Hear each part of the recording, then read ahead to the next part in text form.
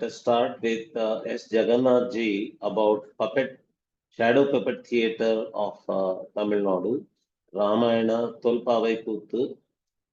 S. Jagannath ji is an assistant professor of Tamil Mannar Tirumalai Nagar College, Madurai, affiliated to Madurai Comrade University, Madurai. He has participated in INDICA's symposiums and conferences earlier also. Over to you, Dr. S. Jagannath ji. Good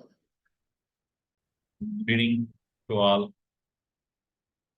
Yes, we are having very vibrant sessions from morning, and I think my session is a continuity of the morning session, the Ramayana culture in Tamil Nadu, like that. Sri Ranganji, he gave a wonderful lecture. And now I'm going to share my views about the Ramayana Tholpavaikoothu, the shadow puppetry theatre of Tamil Nadu. And the presence of Ramayana is not only there in India, but also in a number of South Asian countries. The people who presented here, they all described how other foreign countries, especially South Asian countries like Malaysia, Java, Singapore, has the connection with Ramayana. And apart from the text, there are references to Ramayana in epigraphy, sculpture, architecture, classical art forms, and folk art. And now we are going to see how a folk art form known as Tholpavaikoothu, it is having its connection with the story of Sri Ram. And Tholpavaikoothu, this is an art form which we can see in many South Indian states. It involves showing the shadow of a puppet action on a white screen. In various states, it is performed by various names. In Andhra Pradesh, it is called as Tolu Bummalata. In Karnataka, Tolu Bumeata. In Kerala, it is called as Tholpavaikoothu or Tholpavaikoothu. And in Orissa, it's Ravan Chaya. And in Maharashtra, Charma Magula Natya or Charma Bagula Natya. The art form is found in other parts of India and also in South Asian countries. And especially in Tamil Nadu, the Tholpavaikoothu art form, that is a very effective form to take the message among the common people of Tamil Nadu, especially about Ramayana. And in literature, we can see some references about this Tholpavaikoothu. There are many dance forms, the word Koothu, it means dance. And there are many dance forms we can find in Sangam literature, which is the ancient literature of Tamil. And the earliest reference of Tholpavaikoothu is, we can see a word Tholin Paavai Koothatai Sulandru Naindu Vilundu Kidappenai, a word which is mentioned in Tiruvasagam of Manikavasagar, a great saint of Tamil Nadu. And there are also some references about this Tholpavaikoothu, a great epic known as Silappadigaram. And for that Silappadigaram, there is a commentary which belongs to 12th century. The author of the commentary is Adiyark Nallar. In his commentary, he is mentioning about this Tholpavaikoothu and Saiva literature known as Sivanyana Siddhiyar belongs to 13th century. In the Sivanyana Siddhiyar, we can see some reference about the Tholpavaikoothu and a text belongs to 18th century. Koodappan Nayakan Virali Viduthudu. It's also having some reference about this Tholpavaikoothu. But we don't know what message the Koothu on those days, what they conveyed through this art form. Nowadays, we are seeing that Ramayana is the message, Ramayana is the major message conveyed through this art form. We are having literary references, but we don't know what was the message. Anyhow, the text contains only a passing references to Tholpavaikoothu. They don't describe it in detail.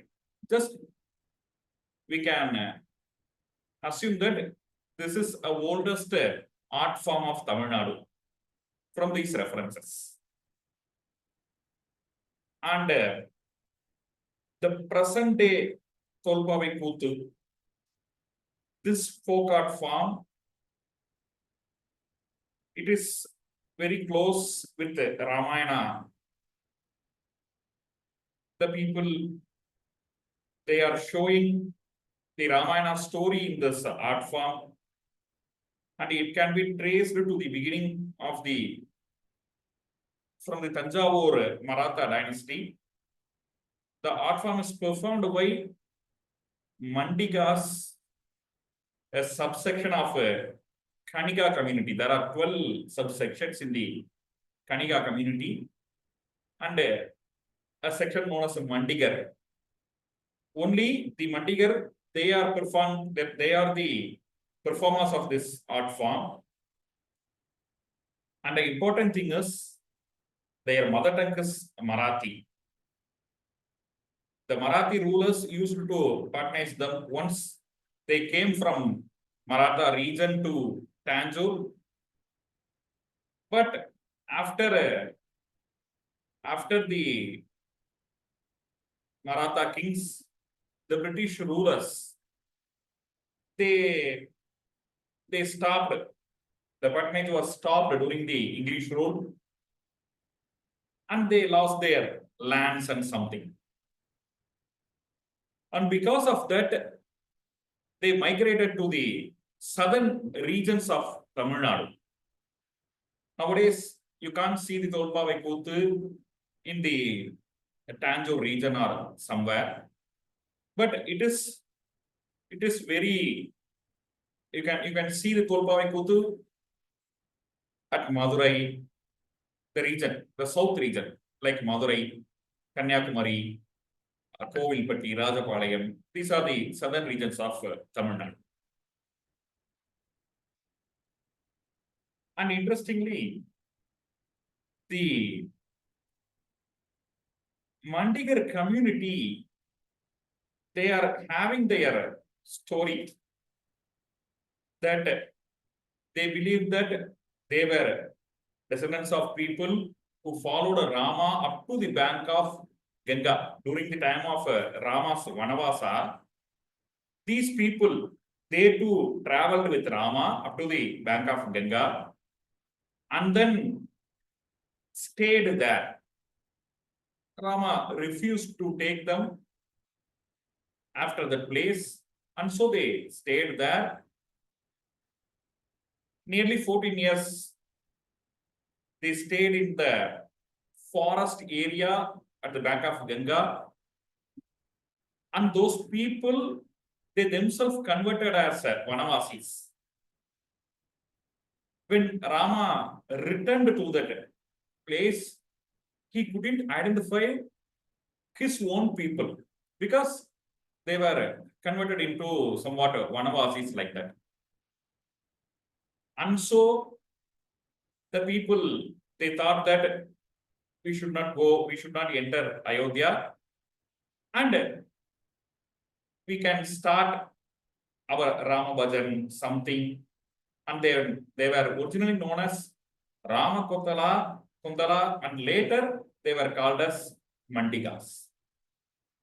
This is a story. This is a major belief of the Mandigar community. And basically, if we have a knowledge of some Indian communities, many communities, they are having their own legends. They are connecting themselves with Ramayana. Especially in Tamil Nadu, there are some people known as Ayodhi Reddis. And some people who are known as Boom Boom Matakarar, like that. They will have a ox, and they will have a musical instrument with them, and they will travel all over Tamil Nadu or Andhra Pradesh or some other areas, and they will sing the songs which are based on the praising of Rama and Vishnu. And if we ask them, who are you, then they will have some stories that they are having a connection with the Ramayana like that. And in the same way, Mandigas also having a story connected with the Ramayana. And this performance, coming to this performance, this is a family folk art form. Entire family is included with this art form. The entire family members are the performers. They all are taking some part with this art form. And there will be 5 to 9 performers. The performers are divided into musicians, singers, and puppeteers. And an important thing is, in Tamil Nadu, the Tholpavaikoothu, I don't know about the Tholubomalata or some other art forms of some other places. But in Tamil Nadu, women do not act as puppeteers in Tamil Nadu. That is the nature of this art form. And the narration consists of dialogues and songs. They will nearly as a, you can see nearly as a Harikatha style, but Harikatha is somewhat different, and this is somewhat different. This is having base with some shadow puppets like that. Anyhow, they will use dialogues and songs continuously to say the story. And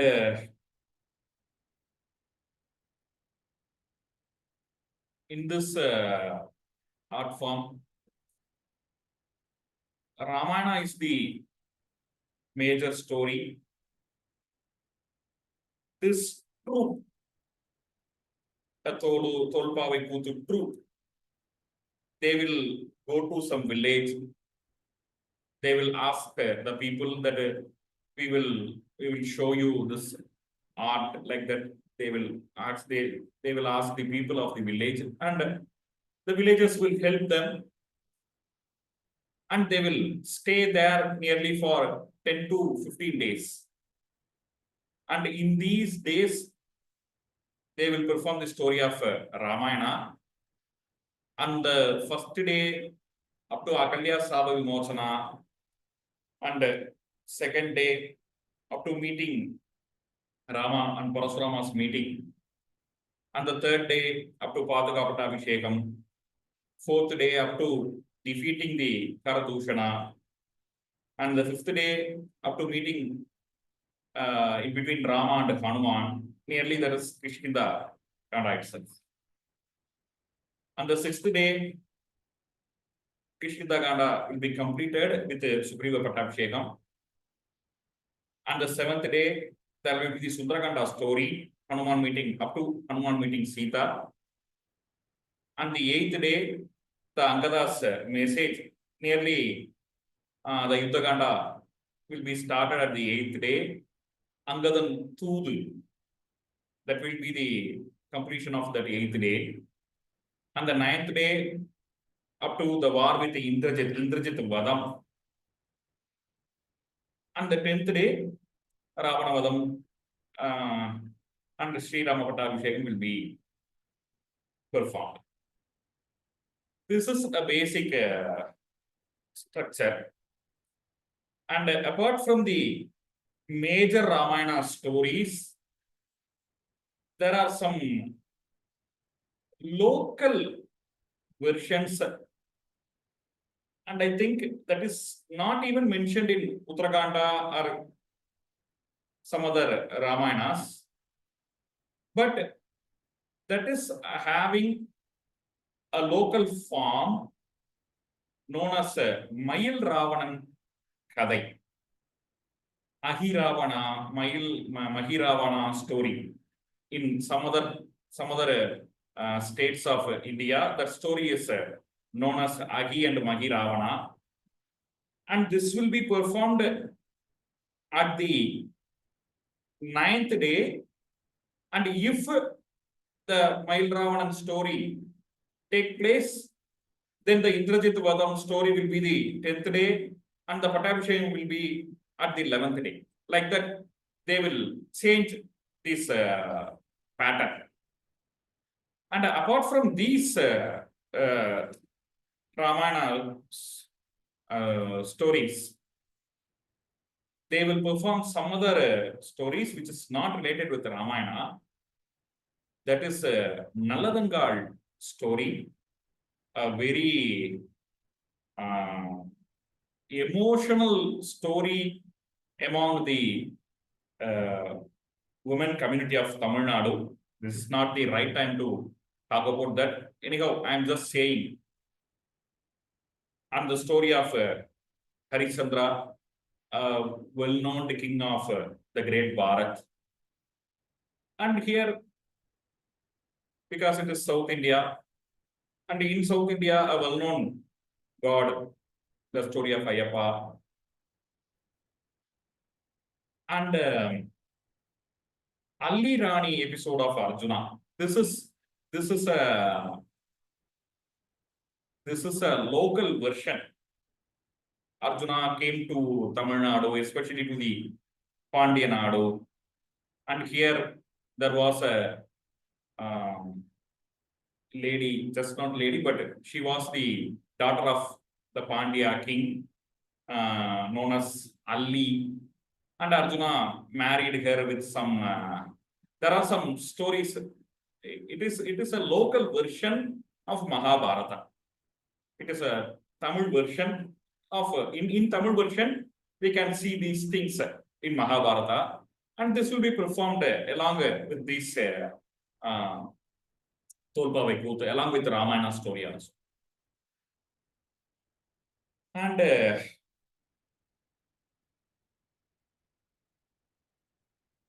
is a uniqueness of Tholpavaikoothu of Tamil Nadu in Andhra Pradesh or in Karnataka. The Tholubumalatam or some Tholubumalatte like that performance, they are having some specific texts, classical works like Ranganatha Ramayana, Bhaskara Ramayana of Andhra Pradesh. And interestingly, in Kerala, they are using Kambaramayana, a scholar known as Aka Perumal, who done very good research about this Tholpavaikoothu of Tamil culture. He says that nearly 2,500 songs are used, Ramayana songs are used in this Kerala Tholpavaikoothu. But in Tamilnadu Tholpavaikoothu, we can't see even a single Ramayana song. It is entirely an independent folk-based narration. And in Kerala, Tholpavaikoothu, it is very closely connected with Bhagavati temples. There is a legend, there is a story that Kali Devi, she was fighting with Dharukasura. And simultaneously, Rama-Ravana Yuddham was also took place at Sri Lanka. And Kali Devi, she felt very sad that she couldn't see the great Rama-Ravana Yuddha, the war. So, Lord Shiva, he himself said Kali that I will take a birth in Tamil Nadu in the name of Kambar, and I will write the story of Rama. In that story, I will mention about the Rama-Ravana Yuddha, and later days, people will make my story as a art form, and you will be a person among the audience, and you can see this Rama-Ravana Yuddha every year in your temple. Like that, Lord Shiva, he blessed Kali, and in this base, Tholpavaikoothu of Kerala is an ritualistic art. They will make some theater known as Koothu Arangam in the temple of Amma Kavu, Bhagavati Kavu. Kavu is somewhat temple. And the people are having a faith that Kali Devi is sitting among the audience, and she is also enjoying the Ramayana. Like that, they are having some faith. But in Tamil Nadu, it is not a ritualistic performance. It is a public performance art. But it is having a very good number of audience. Nowadays, the situation is somewhat different because of multimedia, social media, like these things. It is somewhat different, but anyhow, we can see in many South Tamil Nadu places, you can see this Tolu Bumalata or this Tholpavaikoothu. And the interesting thing is, when it comes as a folk narrative, so there will be many differences from the major narration known as Valmiki Ramayana story, and even in Ramayana, even with Ramayana, there are major differences we can see. For instance, I am mentioning something. Rama uses Chakrayuda. See how Rama can use Chakrayuda, because Rama, he himself took a Manushya Rupa. But in Tholpavaikoothu, when Tadaka Samharam is happening, Rama is using Chakrayuda to kill this Tadaka. And interesting thing, there is a Vastu issue. When Lakshmana constructed the Parnasala at the forest, the entrance of the Parnasala was constructed at the northeast side. Disha. In Vastu, I think they will mention that as a Ishanya Vaha. So because of that, these things happened, that Ravana came and Rama lost Sita. So these unwanted things happened because of this Vastu issue. Like that, this Tholpavaikoothu is having a narration in that. And according to this Tholpavaikoothu, Surpanaga's husband, Vidhiva Singan, like that his name will be mentioned. Surpanaga's husband and her son, Senbagasuran. Her husband was killed by Ravana, and her son was killed by Lakshmana. And so that Surpanaga planned to kill Ravana with the help of, or by making something, some issues between Rama and Ravana. And Surpanaga planned to kill Ravana in this way. Like that, this Tholpavaikoothu is taking the story.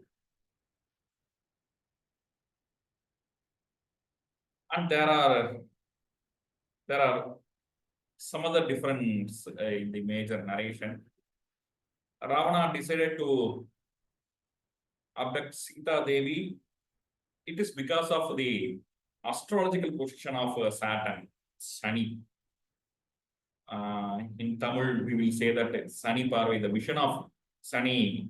If you are attacked by the vision of Sani, then you will face many problems in your life. Your mind will be become somewhat evil and something like that. There are many stories. There are many faith connected with the Shani. So this story is also saying, following the same faith. Sometimes the story is very relevant to the modern society. Lakshmana, he himself talking about the evilness of alcohol to Sugriva when he failed to come after 4 months at Kishkinda. Like that, the story is having many differences from the Mula Ramayana or from the Valmiki Ramayana. Interestingly, it is saying that Lakshmana was the rebirth of Nagadeva, who vowed to work vengeance on Indrajit. As Indrajit had advocate Nagadeva's daughter from Patala Loka. Nagadeva's daughter was Slochana, and she was wife of Indrajit. And so the Nagadeva, basically Lakshmana is the avatar of Adisesha, but here this story is saying that he is the rebirth of Nagadeva. Like that, the variations are taking place in this narration.